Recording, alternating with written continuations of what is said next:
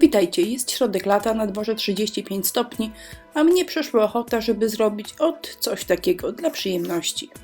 Koszyczek, po prostu koszyczek. W landrynkowym kolorze z moim nowym ulubionym szablonem. I z czym? I z kropeczkami. A zaczęło się od tego, że koszyczek mi się rozwalił. Zamiast się denerwować, pomyślałam, że nawet łatwiej będzie pomalować. Użyłam farb kredowych. Możecie użyć akrylowych. Po prostu ten lukrowy róż miałam pod ręką, a biały się zawsze przyda.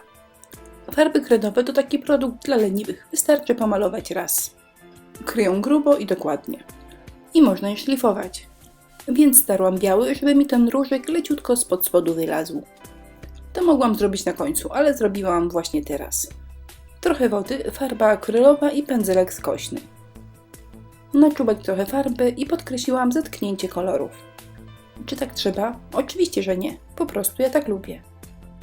A teraz nareszcie mój ulubiony nowy szablon.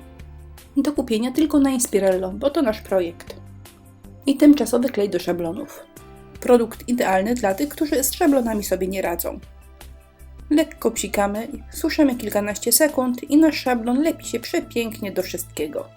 Farba wtedy nie podcieka, a pasta strukturalna nie podłazi. Pędzel szczecinowy do szablonów trochę się rozlazł, więc pomogłam mu gumką. Do różu domieszałam trochę czarnej farby. Zobaczycie za chwilę, jaki wyjdzie efekt. Pyk, pyk, pyk, stukamy po szablonie, dadam i szablonik odbity. Zwróćcie uwagę, z dołu wystukałam trochę ciemniej, u góry jaśniej. Z boku pudełka odbiłam samo serduszko z kreseczką, a z drugiej strony pasta strukturalna. Bo zawsze warto coś pokombinować, żeby nie było nudno. Pasta strukturalna Decomani, a do tego odrobinę farby.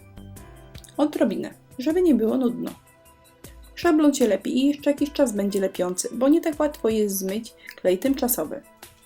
No i jak Wam się podoba? Ja taką strukturkę bardzo lubię. Plan był taki, że przykleję tą serwetkę. Ale jak to w życiu bywa, zdarzają się plany B.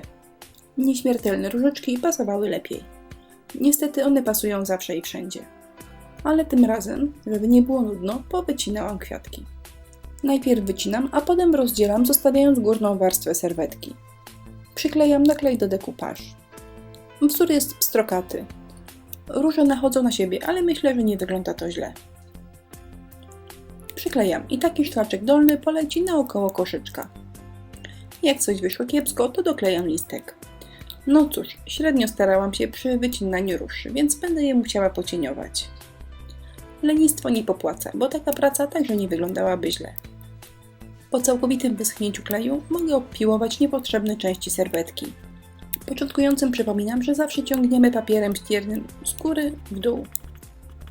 Za chwilę podcieniuję te byle jak wycięte róże, ale najpierw polakieruję całość lakierem matowym.